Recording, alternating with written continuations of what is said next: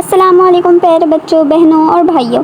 آج ہم سنیں گے محرم کے تیسرے دن کا واقعہ، وہ دن جب ظلم کا لشکر کربلا پہنچ گیا اور حق کا اس سپاہی امام حسین علیہ السلام نے پھر بھی صلح کا پیغام دیا۔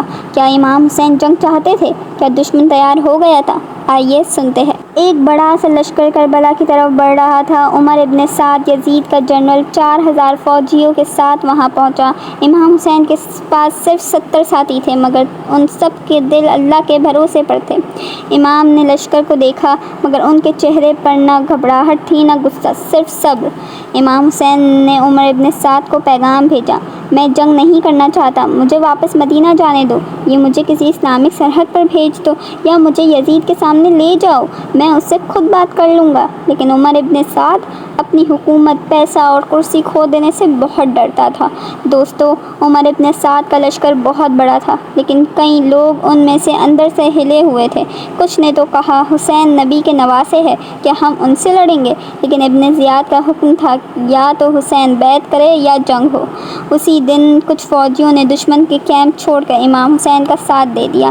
انہوں نے کہا، ہم ظلم کے ساتھ نہیں، حق کے ساتھ لڑنا چاہتے ہیں۔ امام نے ان کا استقبال کیا، انہیں گلے لگایا اور کہا، تم نے دنیا کے بدلے آخرت کو چنا، اللہ تم سے راضی ہو۔ دوستو، کربلا کا کیمپ میں کوئی شکوہ نہیں تھا، نہ بچے رو رہے تھے نہ عورتیں گھبرا رہی تھیں، سب کو پتہ تھا یہ سفر حق ہے۔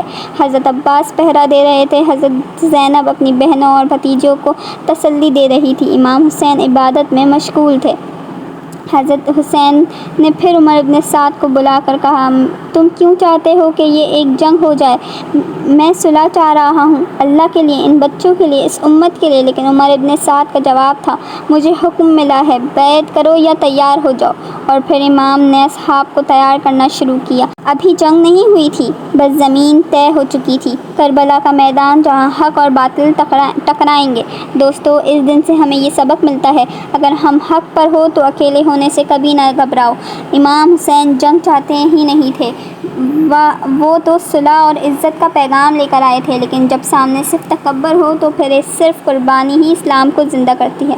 اگر میری اسٹوری اچھی لگی تو لائک، شیئر اور سبسکرائب کریں۔ Thanks for watching.